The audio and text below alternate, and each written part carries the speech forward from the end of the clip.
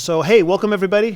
This is episode 3 of a DFCC podcast, and this is Francis, our youth ministry director, and I'm Josh. Sir.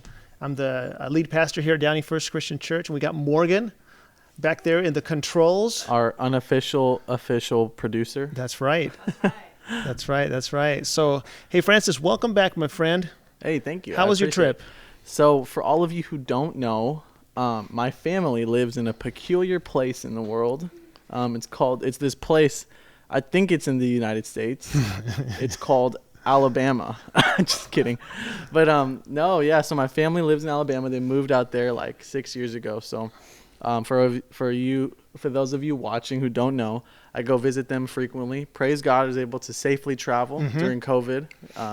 The airplane air is actually cleaner than regular air. I heard about that. Is that actually true? I think I walk in there and it smells like Purell. Okay. So, I mean, because there's like these fumes going and it's like sanitizing the air. Really? Yeah.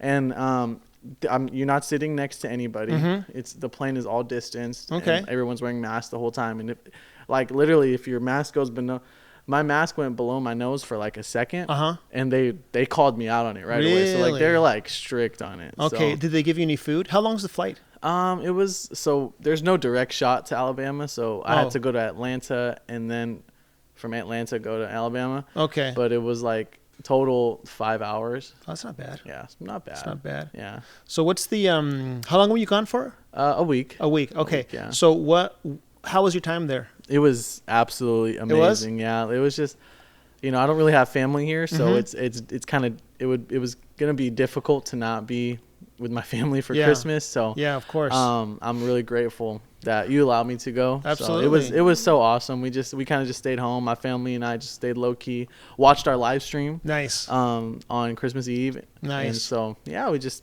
baked cookies, made food, all the Christmas things that you do. That's nice. So did you get bored at all? Not at all. You didn't? Interesting. No, because I just haven't seen them, in so long. So it's just so much to catch up on. Yeah. In life, so much to talk about. That's good. And you know what's amazing? What? Is that I've told you my story before, and you guys haven't really heard my story. Maybe not. But I wasn't raised a Christian, so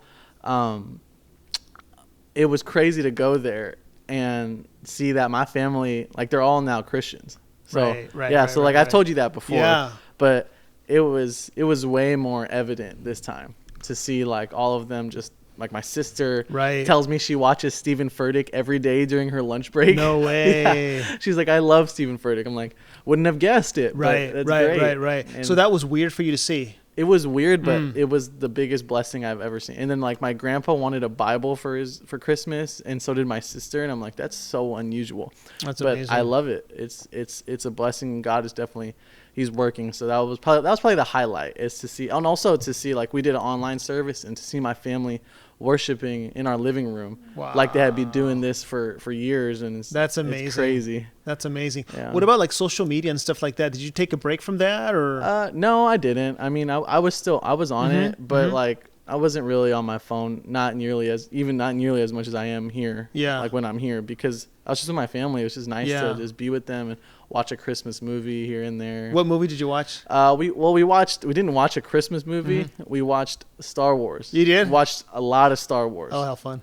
And do you like Star Wars? Kind of. Yeah. My kids like it more than me. I think when you have the time, you guys need to all watch it again. Watch the whole thing? The whole thing, but specifically, because it's all biblical. It really is. But specifically episode 9. I watched it twice when I was out there. Wow. And it's the final episode. How interesting. And it's so biblical. Wow. It's so, yeah. You just gotta go watch it. That's amazing. So I heard a guy once say, I can't remember who it was. It was a preacher guy. He said that every great story is the story of the Bible. I think so. Yeah. I really think so. Yeah. It's almost like mirroring the big story. Yeah. So there's I don't know. I love movies like, Gladiator, and I like, like the Lord of the Rings, and Narnia and all that kind of stuff. Yeah. And so, but when you look at it, those stories, in a way, they speak to us like no other stories. Yeah. Like a Die Hard is like whatever. It's just a fun movie, right? But then you watch one of these big, classic movies, like Troy and stuff like that. You'll find, you'll find the biblical story, and that's, I think, why we connect with it so well, in the sense that it's part of the bigger story. It's almost like it reminds us of something that we know in our heart, and so we connect to it, to that hero. And then there's also, I think what you're saying about Star Wars is true as well. Like every great story has, the different characters that are in Star Wars. It's crazy because it's almost like the Holy Spirit is moving through that movie without the producers knowing, without the fans even knowing. Yeah. And it's like, I was talking to somebody about this not too long ago, but I think about Christmas. Everybody, or at least the majority of people, love Christmas. Right? Yeah. But most people don't even second guess that. Right. All of this celebration and the warm feeling that's in the atmosphere is because of Christ. Yeah. And it's like most people don't even acknowledge that or realize that or know that. Yeah. But I think it's like the Holy Spirit just has like a way of just being there, and it just shows how in control he is over media, over Christmas, over everything, Yeah. He's just there. Yeah, and there's also, I agree with that, but there's, I think, also an argument to be made in the sense that every big, every major like Christian holiday has been hijacked by something else.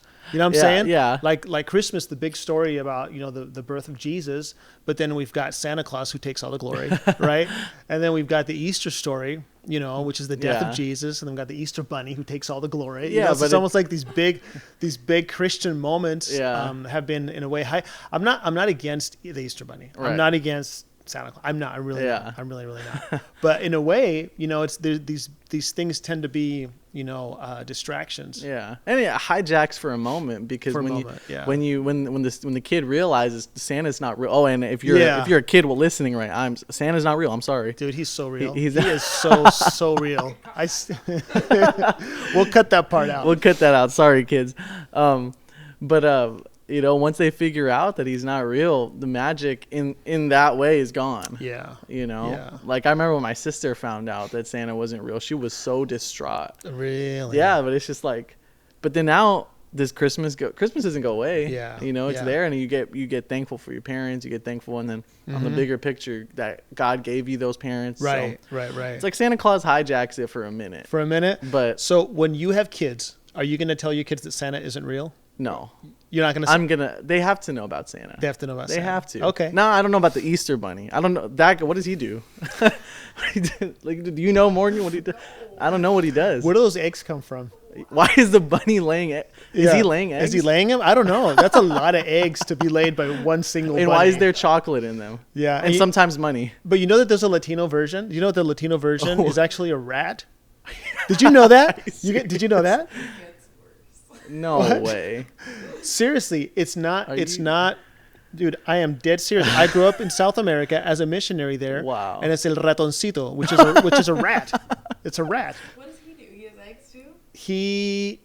Because now it's actually a mixture. Because the Latin tradition was that the ratoncito was. I don't know if he laid eggs. I can't remember right now if he laid eggs or not. I don't know what he did. Ratoncito? Actually, you know what? I think I might be confusing. So when you're a kid and your a tooth comes out and you put it under your pillow, that's the tooth fairy. Okay, that's where I got it wrong. Okay. No, the tooth rat. Yes. So the rat brings this gets better. The rat brings. I got those confused. The rat brings the money. Are you kidding me? Yes, I'm not kidding. Wow. I'm not kidding. Ratoncito. I love that. Ratoncito.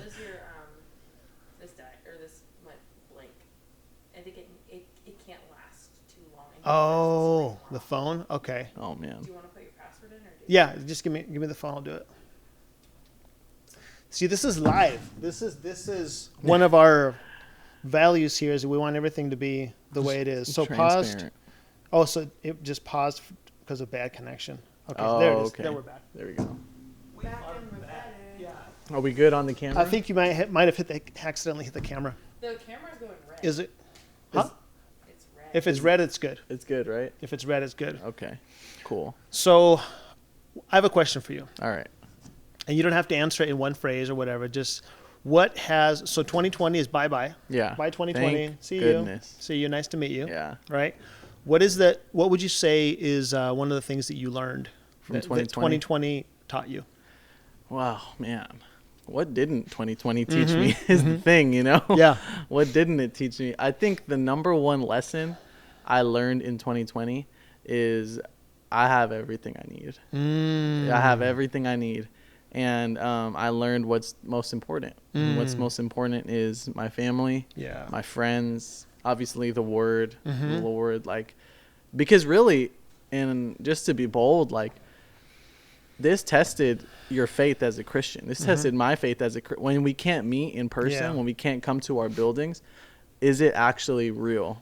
Is what we have studied, does it actualize in our hearts when we're by ourselves in our living rooms, in our bedrooms? Like, is that thirst and hunger for the Lord still the same? And that doesn't mean it's always going to be like every moment I'm going to be like praising God, because we're just human.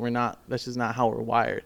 But my faith was tested, and God made me realize I got everything I need. If I'm like quarantined forever, which would be tragic, I have everything I need in Him. Yeah. And that's it. Yeah. So I think that's probably the number one thing I learned. How about you? How about me? So I would say one of the things that it taught me is how much I held on to things that didn't matter. You know, like for example, some of you guys know I'm really still the new pastor here. I've been here for a little over a year, and we've been more time in COVID than out of COVID. So there's a bunch of people, there's probably 50% of our church that I haven't really even connected with at all. I mean, I've sent them letters and stuff like that. Yeah. So I'm brand new. But the reason why I say that is because I came into this church with a whole plan.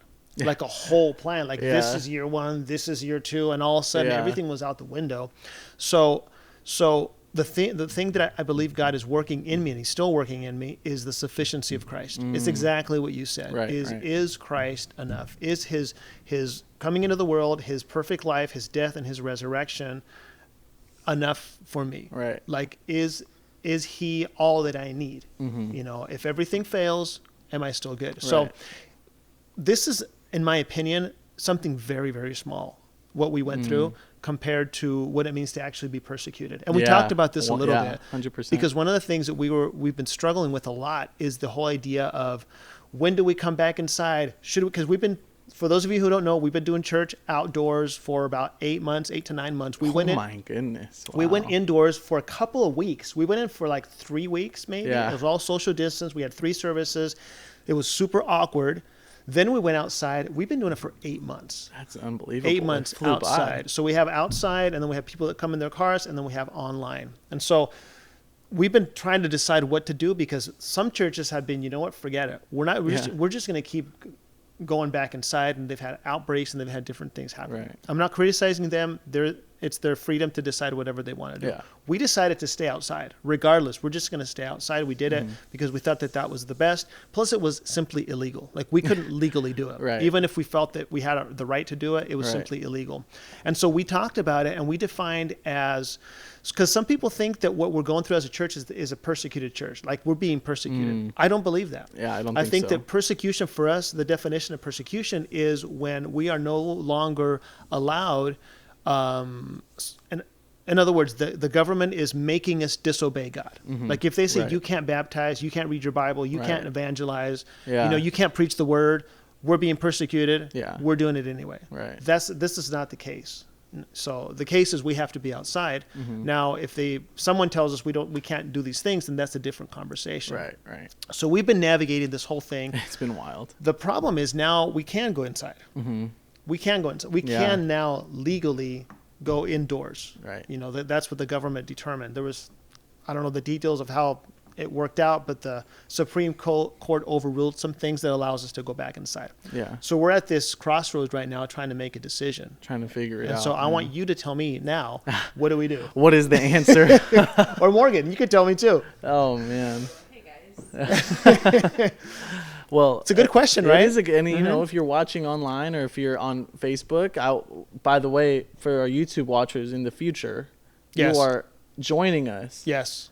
Our people live are joining us right now with us. So it's pretty cool. We got Instagram live going, Facebook live going. So it's really cool. You guys can chime in on this too. Yeah. If you have any things you want to say, let me see here. Yeah. Yeah. There's people watching. That's awesome. Somebody said Santa's real. Santa. Wait. We're still on the Santa thing, I guess. Oh my God. Oh, the volume lowered. Oh, Santa's real. Santa's real. Okay. Elaine Tejada. Okay. Oh, Hi, man. Elaine. Well, and so if you're watching online, put a comment down. You know, join us. We want you to interact with us. Yes. With this whole thing, like this is not just about us. This is not just like a presentation. Like, let's interact. Let's talk. Right. And we want you to be in on this process with us. And when we say that none of this is scripted, I promise you, none of it is scripted. I asked Josh, no joke. I asked Josh when I came in the room today, I said, so what are we talking about today, Josh? And he goes, I don't know. I'm like, great, let's just talk. Yeah. Because I feel like that's part of the beauty of it too. Yeah. It's that it's just a real conversation. Right. It's not like, hey, this is what we're going to talk about Yeah, today. exactly. You know, And so, okay, so if you want my take on if we should go inside or outside, man, you know, my first inclination is that old saying, what would Jesus do? What would Jesus do? You know, like Morgan gave everybody bracelets the other day, yesterday. Yeah. What would Jesus do bracelets? the Instagram showing people are the getting an yeah. extreme close up of that. So that's my question is what would Jesus do? And I don't think the answer is so plain. It's not. You know, It's and not.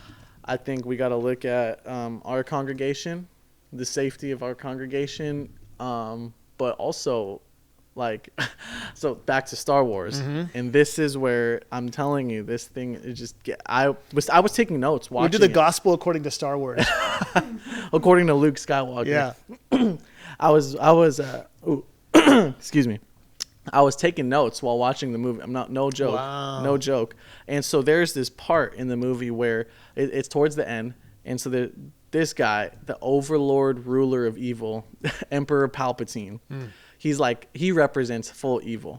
And so at the end of the movie, he launches this fleet of like just bad guys, you know, this crazy fleet, like hundreds, probably thousands of like of huge ships that are carrying multiple bad guys in the ships, and it's like to destroy the world so that they could rule the universe. Yeah. Right. And so just picture that in the sky. There's just a bunch of, you know, evil ships. Yeah. And stuff like that. And so there's a group called the Resistance. That is like, they're the good guys, right? And so one of the main characters, Poe, he's rallying up the good guys, and he says to them, hey, so this is our game plan. This is how we're going to take down the final order. That's what the bad guys were called. We're going to take down Palpatine in the final order. This is our game plan. And so what the Resistance say, the good guys, what they say is, and if you've never seen Star Wars Episode 9, Rise of Skywalker, I'm sorry. Spoiler alert. Spoiler alert. You need to fast forward this part. Yeah, fast forward right now. But so what the Resistance, what the people of the Resistance tell Poe, who was telling him the game plan, they tell him, how are we going to fight that army? We're just going to be like flies to them. And then Poe says something so amazing. He says two things. He says the first thing he says is the final order wants us to think that we're alone. We're not alone. He says that first. I was like, wow, that's good already. That's very good. And the second thing he says, and this is the thing that really captivated me when I watched it again, was he said, what we're going to do is we're going to send a distress signal out to the whole universe. And he says, this is crazy. This is kind of what we talk about in our staff meetings. He says, good people will come if we lead them to. Wow. Good people will come if we lead them to. Yeah. And so they go out into this battle, and it seems like they're alone, but they sent out the distress signal. And the next thing you know, millions of other people have come to help, and they win the war. Wow. And it's like he said, good people will come if we lead them to. And so I think when we look at this situation, whatever we choose, and I think our options are to do indoor, outdoor, or fully online or a hybrid of both, Yeah. of online and indoor, online Yeah. outdoor. I think whatever decision it is that we choose, God is going to protect us as long as we keep the guidelines that is suggested by our government. Yeah, of right. course. God is Yeah. going to protect us. He's going to provide for us, and good people will come if we lead them to. Yeah. You know. Yeah. So that's my vague Yeah. Star Wars answer. Is that That's interesting. I don't know like if it's that. indoors. I don't know if it's outdoors, but whatever decision we choose, it needs to be obviously safe, and it Yeah. also needs to. We need to lead our people there. Yeah. Yeah. And that's what needs to be. Yeah, absolutely. Yeah, so if you guys want to help us out in praying for this, we're in the middle of making this decision. We're talking about it with staff and elders and stuff like that. And so, but regardless, I love what you said. You know, I mean, that is true. When I think about the church, I think we sometimes reduce it to a physical location. That's something we've been talking about a lot. Right. Just like, hey, this is our church, this is, you know, our people and all that kind of stuff. But we realized that it's not that at all, and it was never that, not even from the beginning. Right. You know, I mean, the early church, they didn't even really have a physical location to meet. It was house to house, you know, and temple courts and that kind of stuff. Yeah. It was a group of people. That's what ecclesia literally means. It's a political term that means gathering. A gathering, of people, you know. Yeah. And so the church is the people. And so when you talk about that, it just makes me think of that whole idea of we're everywhere. Yeah. Like we're everywhere. Right. It's not here, there, indoors, outdoors, you know. I mean, we're gathered here right now. There's 3 of us right here. You know, we're gathered and we're talking about godly things. We're seeking the Lord. You know, we're doing church right now. Yeah. You know, it Sure. may not be because actually the model of church that we have now, like the church service, it's actually a pretty new thing. It's not bad, No. but it's a good thing, but it's not the main thing. And so that's one of the things I think is very important as we talk about this, Yeah. you know, is that we can do church in a multitude of different ways. Right. I mean, we can have church. I can have church with my family. I can have church with my wife. You know, Yeah. you and I can have church together. It can be a group of 12 people. It can be a group of 25 people. Right. I think that's the big lesson here, is to not be deceived that church happens in one physical location at one specific time at one, you know, day of the week. No. Right. It's not. And you don't go to church and then you're not in church anymore. Like everything needs to be church. It's my whole life. Like everything is a spiritual, Right. you know, a spiritual experience. Yeah. Did you want to say something? I was gonna say, like, that kind of, when we get wrapped up in church being a Sunday thing, that makes all the other parts like look so much more insignificant to some people. Oh, That's yeah. good. Morgan. So Yes. Morgan just said something amazing. Yeah. I don't know if you guys heard it on the, like through this mic, but she just said, when we get wrapped up in fully just Sunday, then we forget. It makes everything, our other days of the week look insignificant to the Lord. Yes, I love that. That was so good. It's almost like Sunday is the main thing. You can't miss Sunday. You don't, I mean, by no means ever miss Sunday.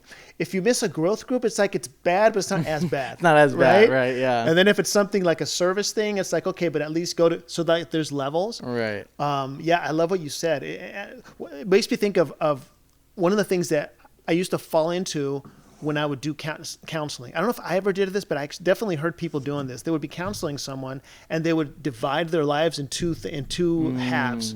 One was their secular life and the other one was their spiritual life. Wow. So you say, so how's your secular, or how's your life? They'd be talking about work and they talk about hobbies and all that kind of stuff. Yeah. And then they'd be like, so how's your spiritual life? So there's this division, you know, like this glass that we have in between us. COVID glass.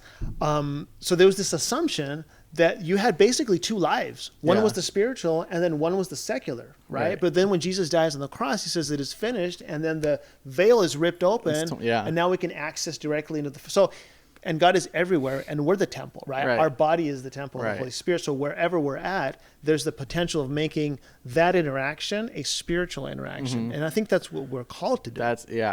Every single place we go to, that should feel the Spirit. Yes. The Spirit fills that place. As it is in heaven. As it is in heaven. Right. 100%. That's like our, you know, I think I've talked about this before on this thing, but that's like our mantra for this year, for Encounter, is wherever you are, as it is in heaven. Yeah.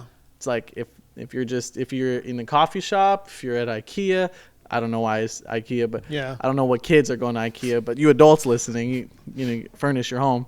What else can you do during COVID? IKEA's good. I love IKEA. I like IKEA. You know, but wherever you're at, you can bring the Spirit of the Lord. Yeah. Wherever you go, it's with you. Yeah. His Spirit is with you. It's within us. It's here all the time. Yeah. Yeah. It's beautiful. Yeah, I love that. And there's also the myth of, the omnipresence of God means God is everywhere. He's omnipresent.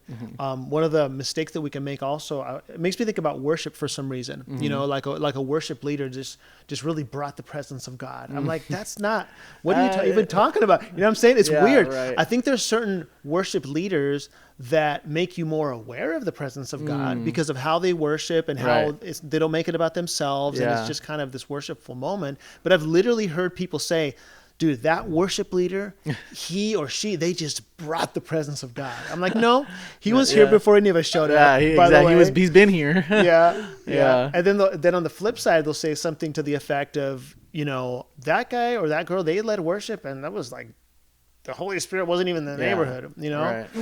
which makes no sense. Dang, I know, right? And it's so unbiblical. Yeah. Why do you think that we have, as a church, I love this episode, by the way, because we've gone from Star Wars to Santa Claus to now inside, IKEA. outside, IKEA. Yeah. We've hit everything. So random. So I love it. But why do you think the church at large, not our church in specific, or even, people on our staff, including you and me, have gotten wrapped up in this mindset that church is a location, not who we are? Why do you think that's happened? Well, first of all, we grew up in it. I watch my kids with their phones and all that kind of stuff. They just grew. That's what they know. Yeah. I think the same is true for me. This is what I know. Yeah. I know church systems and how the church works and the Sunday service and follow up and next steps and growth groups. That's what I know. Yeah. Because I grew up in that, into that. And so I think that's probably the main reason. Yeah. I think we all kind of understand that it's a little off.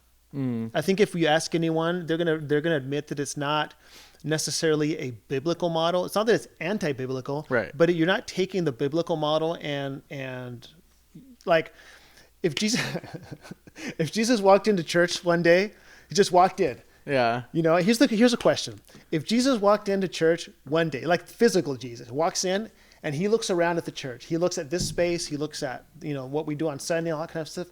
When he would look around, would he say, that is exactly what I had in mind. Right. You guys nailed it. Right. I think we all know the answer to that. That's why we laugh. So I think definitely if you ask someone, they're going to tell you, yes, something's a little bit off. It's not right on the head, but also it's a different context. Yeah. We're not the early church. It's a different context. We're not a persecuted church. Yeah. We've gotten comfortable because we're in a comfortable situation, so it's almost like it doesn't lend itself to live the way that they did, having everything in common, walking away from their families, their families, disowning them, and they literally had nothing, so they had to share everything.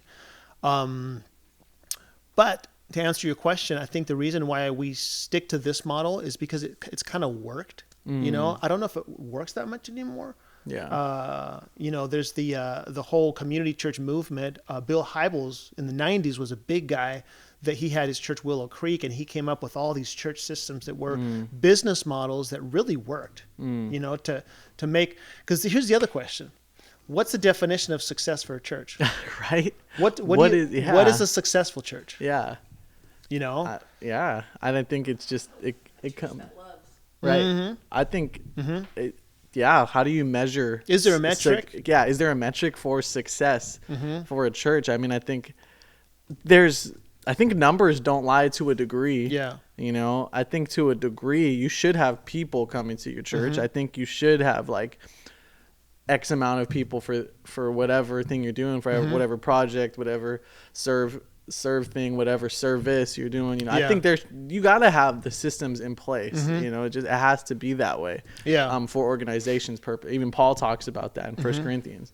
But how do you say that this was successful and this was not? Like, because if the numbers are everything, then the smaller churches are not as good to God Right. as Elevation Church. Right. Shout out Elevation. Yeah. You know? Yeah. Or whatever church that you want to put on there, because those churches are getting thousands, hundreds of thousands of people. Yeah. And then, well, how come like our church is getting like 350, Right. 300, you know? Like, Right. does that mean we're less? So what is the full truth of it? And Yeah. I think when we look at a church, I think it just has to be like, are they, like what Morgan just said, like, are we loving our community? Mm-hmm. Are we loving people? Yeah. And are we preaching the word? Mm-hmm. That's probably like the number one. Like, I think that's, preach the word, Yeah. like the gospel. yeah. Like, Yeah. is that what we're doing? Yeah. And then are we mobilizing people to do it? Yeah. I don't think when all this is done and we're in the presence of God, I don't think we're held accountable for results.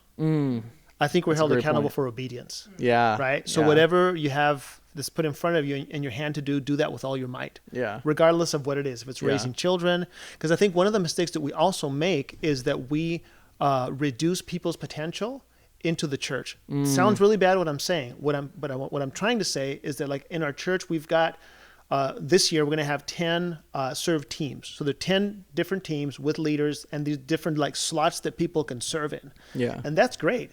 And they all have to do with the inner workings of the church. Yeah. You know. However, there's a bunch of people that have potential to do things outside of the church. Yeah. And our assumption is that that's like, okay, you can do that other thing, but you really have to put something into this church in order for you to be able to be useful. That's not our mentality Right, at all. right. But I know that it's easy to fall into that, sort of assuming that you will fulfill the will of God within the structure of the Yeah. existing church, Uh-huh. when I think we need to be serving into the world. Right. Right? Right. The other thing is, we've talked about this before, is the whole idea of, we talk about a successful church, the different slots that we have for people. So love God, love people, serve the world, which for us, love God is the Sunday service. Love people is the growth groups. And then serve the world is serving into our, 10 serve teams that we have in our church. I think that can be limiting in a way. I don't think church, the way we understand it, the structure that we have is an what is it called? How do you say it? Like End all be all. End all be all. If there's someone that's working in an orphanage or is helping, whatever you're doing, do it with all your might. Yeah. And so I think that's my definition of what a successful church is. I don't think we're held accountable for results. Right. Right.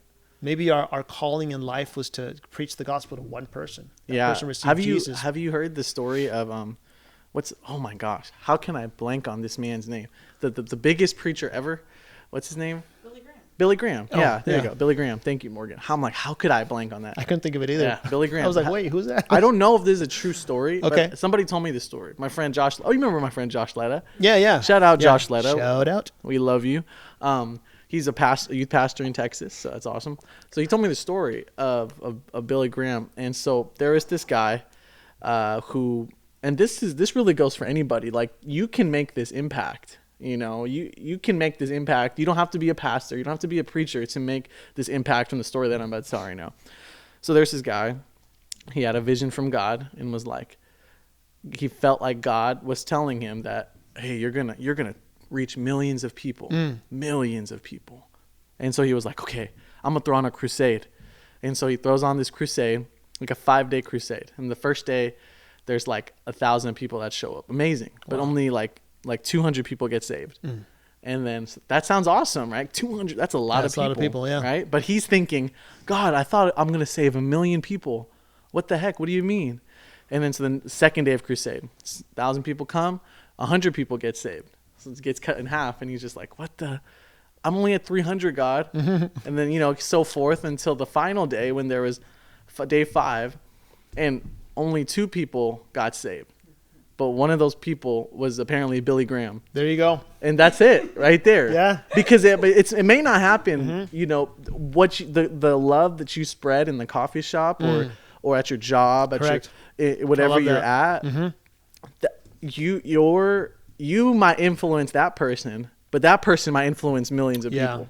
Yeah. Right? Like, who we never know. Yeah. Like you could, like you just said, it could be the audience of 1, or it could be the audience of a million. Yeah.